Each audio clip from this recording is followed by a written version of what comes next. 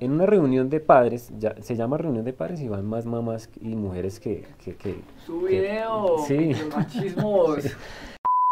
Muchas veces mamá, papá llegan allá a pelear y le dicen, señor, pero es que está en el manual de convivencia y usted cuando firmó la matrícula, usted tuvo que haber sido consciente, eso no va a pasar. En la medida en que uno causa ruido e incomoda, pero también ese es el reto y eso es lo bonito, ¿no? Incomodar, causar ruido. Y por el otro, yo sí creo que el tema de los manuales de convivencia debe ser bastante examinado, porque es cierto que hay unos que se quedaron por allá en el siglo XX.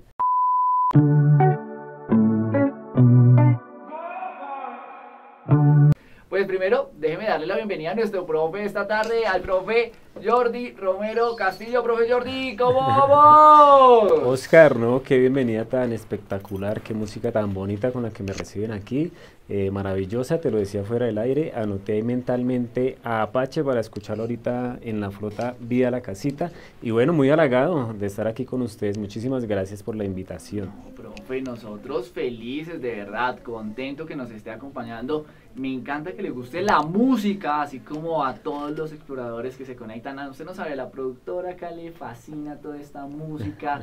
Ella también es enamorada con los temas que nosotros colocamos. Buenos temas, buenos temas. Me agrada, profe. Gracias, gracias por esos piropos que nos echa acá en Exploremos. Bueno, profe, yo no puedo empezar esta entrevista, este conversatorio, esta charla, esta tertulia, sin hacer la pregunta más obvia de todas, profe. ¿La llave sí se rompió o no se rompió? La llave en efecto se rompió. No lo puedo Sí, creer. la llave en Cuéntanos efecto. cómo fue eso. Bueno, voy aquí a ponerme la mano en el corazón, aquí en sintonía. Sucedió tal cual aparece allí en el TikTok de 10 segundos, se pierde un celular.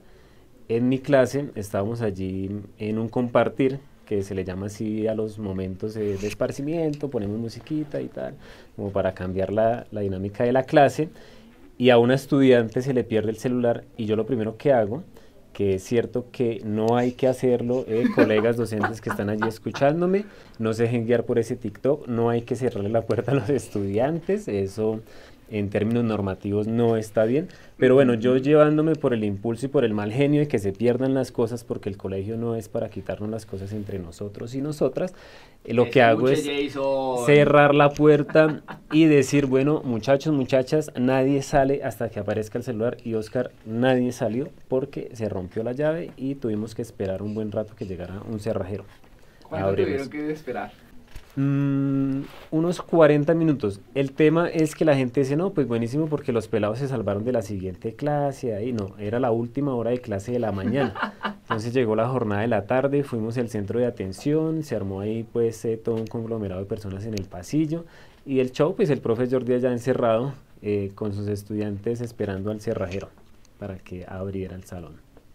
O sea, sí fue verdad. Sí, fue verdad. Y sí, es que le verdad. pregunto porque es que aproximadamente usted tiene más de 300.000 reproducciones en ese video. Entonces... no, de hecho son más de 2 millones. ¿Cómo ya. hace? Ah, no, de me gustas, perdón. Ok, de me listo, gustas, sí, sí, sí, sí. De reproducciones sí son casi llegando a 3 millones y se Sí. preguntarán, oiga, pero sí se partió. Pero yo ya vi Mm. que sí. Y es que su cara, de verdad es... ¡Ay! Sí. Ese momento donde dice, ¡ay! Sí, no, pero el TikTok lo grabo después. Después. Sí, por eso hago las Y caras que porque, hago. sí, porque se ve calmado. Usted dijo Sí, que no, estaba- claro, y la situación no se prestaba como para que sacaran un celular ahí y me grabaran propiamente, sino que me quedó la experiencia, me pareció luego chistoso y dije, bueno, se presta para un TikTok, hagámoslo, y pues así un éxito ahí en TikTok. Conflictología, bro. Conflictología, sí señor. Bueno, usted tiene además casi 100.000 seguidores en TikTok. Ah, caramba, ya 100.000, no me Casi daba la 100.000. cifra hace Yo un ratico. aproximo, profe. Pero no entremos en conflicto porque... Pero oiga, es muy entretenido. Además, hay otro video acá de los anclados que son Sí. muy, muy entretenidos, donde usted habla incluso del micromachismo.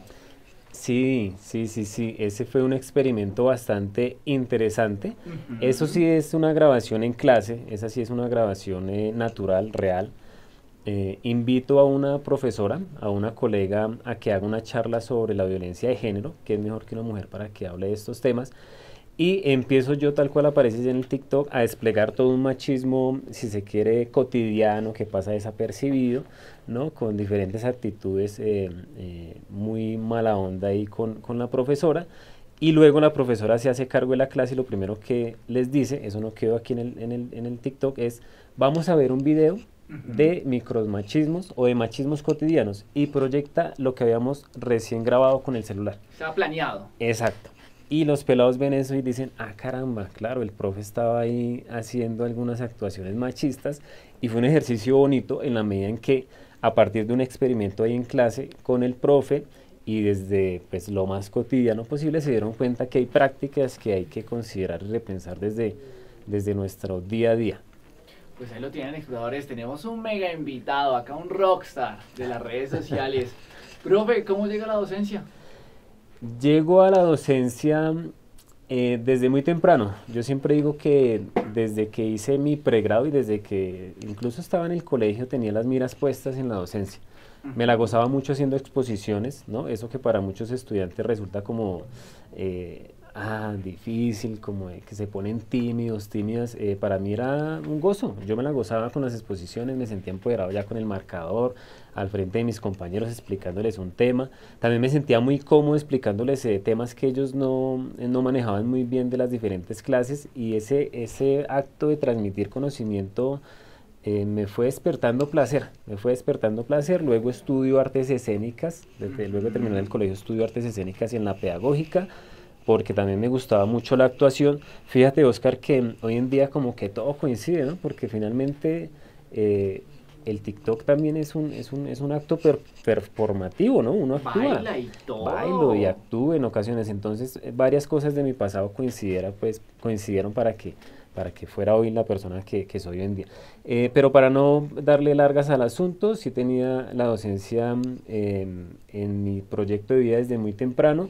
Luego ya salto a estudiar historia en la Universidad Ujú. Nacional y hay que decirlo, el mercado laboral de los historiadores y de las historiadoras no es muy amplio y la docencia se nos presenta como uno de esos campos más posibles laboralmente hablando, ¿no? Y con miras puestas en la docencia, pues salto allí entonces a trabajar a un colegio privado y luego al distrito. Pues ahí lo tienen, exploradores, conociendo a nuestro invitado de la tarde de hoy, a Jordi Romero Castillo. Nada más y nada menos que un rockstar de las redes sociales. Nosotros nos vamos a un pequeño corte. Usted no se mueva, profe, ustedes no se muevan, exploradores y exploradoras, porque seguimos en Cómo Aprendemos, donde estudiar es más bacano. Gracias a todos por estar conectados, la estamos pasando espectacular. Ya sabemos que la llave sí se rompió. Sí se rompió, pero digamos que la actuación ahí, como el profe que hizo Sí, sí, sus sí, sí. clases de artes escénicas, ayudaron, el performance del TikTok. Bueno, para quienes se conectan con el profe Jordi Romero Castillo, docente desde hace 10 años, actualmente enseña ciencias sociales, es historiador de la Universidad Nacional y Magíster en estudios sociales de la Universidad del Rosario. Bueno, profe, hoy tenemos un tema muy especial, que digamos esa relación que lo hablábamos con el profe anterior, con nuestro profe, sobre lo que son esa balanza de las relaciones de padres, estudiantes, profesores, que a veces es tan difícil. Ujú. Y bueno, abordemos eso. ¿Usted, por ejemplo, considera que el rol de un docente es similar a la de un padre? Mm, es tan importante como puede llegar a ser la de un padre, una madre, pero es completamente eh, diferente, ¿no? Ujú. Uno como docente debe llenar los vacíos en términos de saber, pero también en términos afectivos muchas veces, de los y las estudiantes. Esos vacíos que por su contexto y por su familia el estudiante trae puertas para afuera, ¿no? Entonces, somos un complemento que transforma vidas también. Somos un complemento que provee de conocimientos y de saberes de todas las disciplinas sociales, ciencias naturales, ética, religión, etcétera. Y también somos un complemento afectivo. Yo siento que eso muchas veces los docentes, las profesoras, los profesores lo dejan a un lado, el tema afectivo. Y cuando tú trabajas en un colegio público, darle un abrazo a un estudiante desde el respeto puede llegar a ser tan importante como darle una muy buena clase sobre la Segunda Guerra Mundial.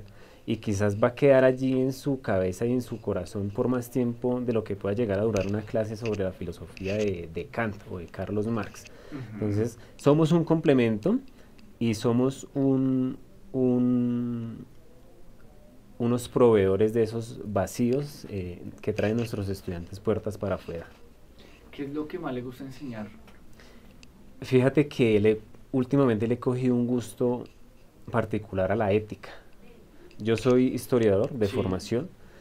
En Colombia, en los colegios públicos existen las ciencias sociales y eso es un salpicón, ¿no? Porque está allí la historia, la geografía, la democracia, la economía política, en fin, varias disciplinas. Y pues yo no estoy formado para dictar ética propiamente, pero en los últimos años le he cogido un gusto a la ética porque siento que desde allí uno puede estar haciendo cosas más poderosas sin despreciar por supuesto la historia, porque yo la historia pues la amo y es mi vocación y es mi profesión. Sin despreciar a la historia, sí siento que desde la ética uno puede enseñarle cosas bastante enriquecedoras a los niños y a las niñas de la escuela. Actualmente usted enseña ética. Actualmente enseño ética, la carga está ¿Es dividida ética o entre... ética y valores? Es ética y valores, es Ok. ética y valores, y la carga que tengo actualmente está distribuida entre ética y valores y las sociales de noveno, que dicho sea de paso es las sociales que más me gusta dictar, que es la del siglo XX, donde entran las dos guerras Guerras mundiales, mundiales, Guerra narcotráfico en el Fría. caso de Colombia, conflicto armado, todo el tema de la descolonización en África. No, ese periodo es muy bacano, esas son las sociales que más me gusta dictar, y la ética me gusta especialmente en niños pequeños, sexto y séptimo, porque cuando uno hace esas clases de ética, cuando les enseña lo malo que es la gordofobia, la transfobia, el machismo y demás, uno de verdad cambia vidas, uno ve que cambia vidas. Qué bonito de escuchar eso, profe, de verdad. Chévere, chévere. Estamos con un super profe hoy a esta hora en Cómo Aprendemos, donde estudiar es más bacano. ¿Usted cuál cree que son las actividades que deben ser compartidas con los padres de familia? ¿Sabe? Porque muchas veces que usted no puede estar informándole, hice esto, hice esto, hice esto, Ujú. pero hay unas que tal vez sí hay que informarlas. ¿Cuáles pueden ser esas? Porque a esta hora nos escuchan no solo los exploradores, sino colegas suyos, profes alrededor de toda Colombia. Sí, sí, sí. Yo creo que de docentes y padres y madres de familia debemos andar de la mano en todo lo que tiene que ver con precisamente la ética y los valores, ¿no? Ujú. No sé si entendí bien tu pregunta, y era eso, ¿no? ¿En qué debemos coincidir con los acudientes o Sí, las claro. acudientes? Sí, en términos de saberes, pues por supuesto no, es evidente que pues los profes somos los que estamos llamados a impartir clases de sociales, de química, de física por nuestro conocimiento y nuestra experiencia, pero en términos de valores y en términos de principios para respetar al otro y a la otra, sí me parece que debemos estar ahí cogidos de la mano con acudientes y con padres, madres de familia. Y es muy difícil a veces eso. Le ponen muchas quejas. Porque, por ejemplo, ahorita teníamos un rector y Sí, decía, es difícil. Decía así, casi con desaliento, pero decía, al final lo vale todo. Pero decía, es difícil. no, es difícil, es todo un reto. Y uno incomoda, ¿no? Uno incomoda, por lo menos desde la ética, incomoda el status quo, ¿no? Incomoda el establecimiento, incomoda el sistema, incomoda las mentes tradicionales, las mentes retrógradas. Entonces, sí se encuentra uno muchas veces con mucha resistencia de parte de padres, madres de familia, en la medida en que uno causa ruido e incomoda, pero también ese es el reto y eso es lo bonito, ¿no? Incomodar, causar ruido, sembrar allí almas y mentes inconformes con la sociedad en la que afortunado o desafortunadamente nos tocó vivir. ¿Usted qué cree que es lo que los padres esperan de los docentes? Muchas cosas, muchas cosas, que cuidemos a los niños, que les enseñemos, que mejor dicho les enseñemos ética, valores, pero que también salgan de nuestras clases sabios y sabias en economía política, en filosofía, ¿no? El papá y la mamá esperan muchísimo de un docente, la sociedad también espera muchísimo de los docentes y tenemos que estar a la altura de esas expectativas también, nosotros como profesores, pero tenemos también que ser conscientes que muchas veces se nos exige más de lo que podemos dar en la medida en que eh, ya conocida esta frase de que en la casa es donde se aprenden los valores y en el colegio es donde se aprenden las diferentes disciplinas, ¿no? Entonces muchas expectativas alrededor de la labor docente. Pues ahí lo tienen, exploradores. Estamos hablando con nuestro invitado de hoy, el profe Jordi Romero. Bueno, acá por ejemplo surgen varias preguntas. Vamos a responder una y después nos vamos a ir a un caso hipotético, una situación. ¿Listo? Caramba, listo. Listo, entonces, por ejemplo, ¿el manual de convivencia rige solo para los estudiantes o también para los padres de familia? Sí, rige para la comunidad educativa en general. En general. Sí. Perfecto. Entonces, En una situación hipotética en la que ocurra una discusión entre un padre de familia y un docente, ¿qué se hace para controlarlo? Es decir, esto puede afectar al estudiante de una u otra forma. Hay muchos exploradores que tal vez no sepan cuál es el conducto regular, qué se debe hacer ahí. ¿Cómo un padre de familia o cómo un docente debería afrontar este tipo de situaciones si le ha tocado vivirla? Uno las vive muchas veces, forma parte del día a día, forma parte del día a día, especialmente allí cuando hay entrega de boletines. Uno se encuentra con muchos malestares de parte de las mamás, de ¿Qué los le dicen? papás. Em, bueno, en mi caso, yo pues no quiero aquí sonar como soberbio y demás, y como el profe pues que nunca tiene problemas con los acudientes y tal. En mi caso, afortunadamente, han sido muy pocas las veces en las que he tenido que reñir con padres y madres de familia. Ujú. Tal vez por mi personalidad, que es muy dada al tema de resolver los conflictos de manera pacífica.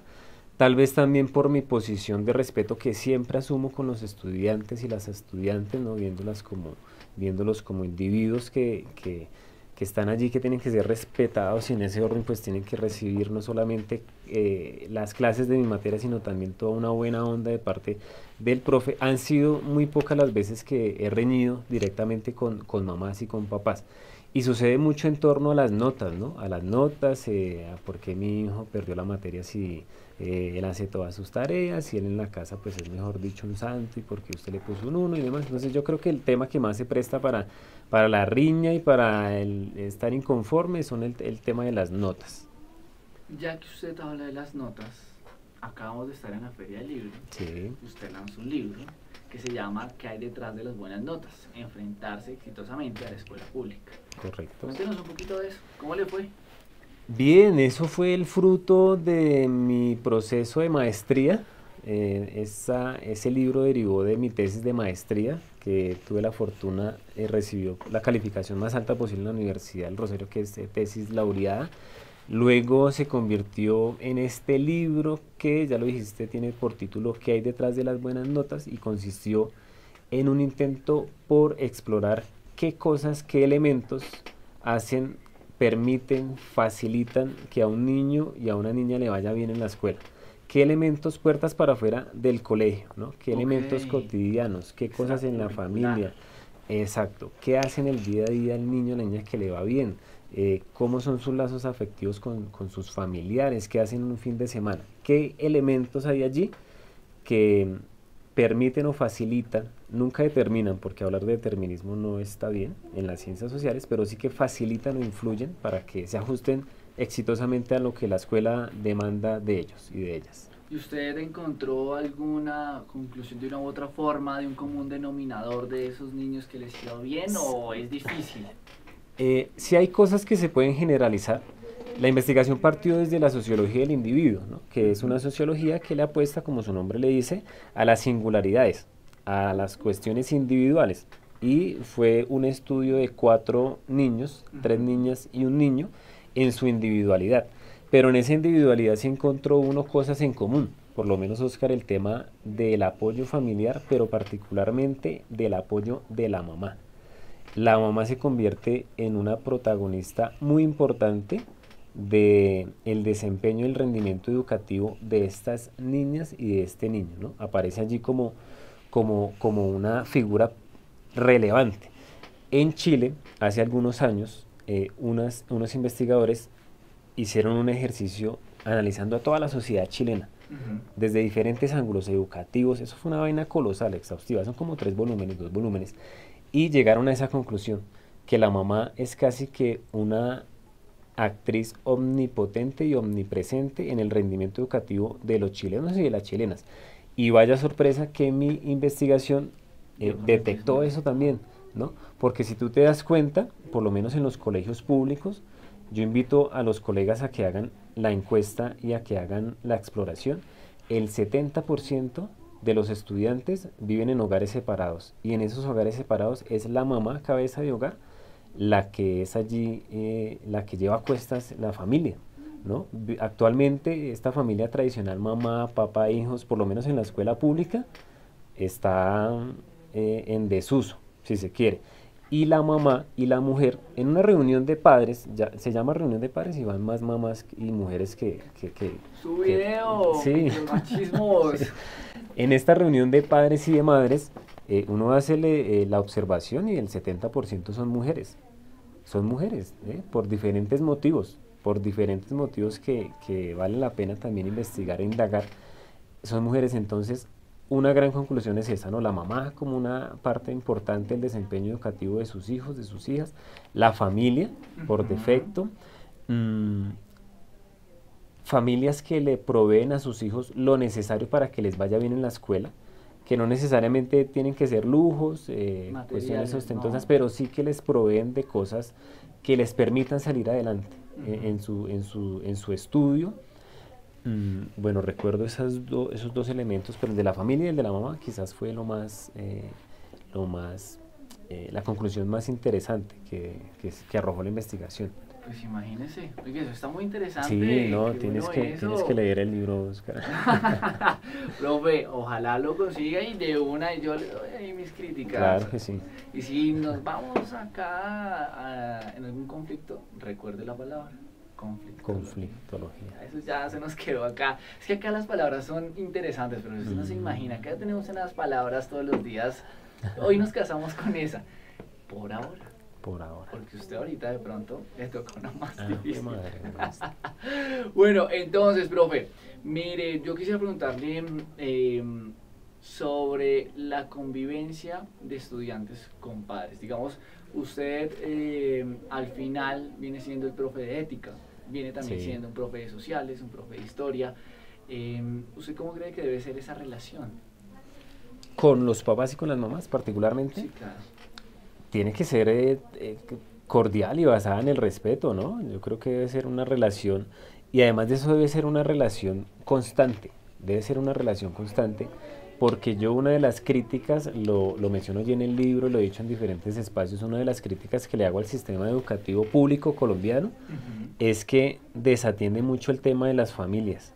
Si nos meten en el horario hay un par de horitas de atención a padres y madres, se llama, ¿no? Y hacen a veces escuelas de padres, ¿no? En los colegios. Pero fíjate que en los países que se piensan muy bien la educación, eh, Finlandia, Luxemburgo, ¿no? La carga de uno como profesor para impartir clases de su materia es similar a la carga que tiene uno para atender a papás y a mamás, porque entienden la importancia que para uno como profesor y para la escuela es estar en constante comunicación con las mamás y con los papás.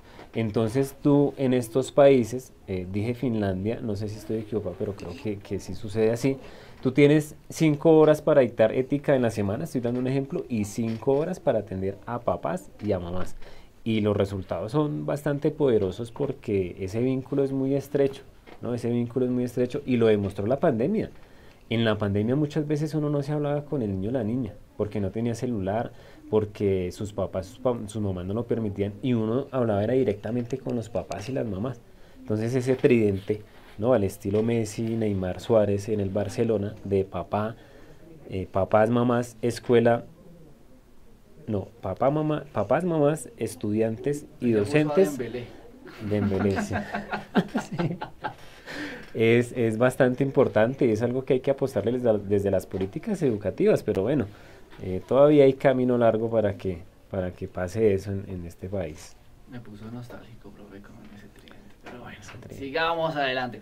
Profe, antes de irnos con nuestro juego, yo quisiera preguntarle sobre si realmente los estudiantes son conscientes de lo que dice el manual de convivencia.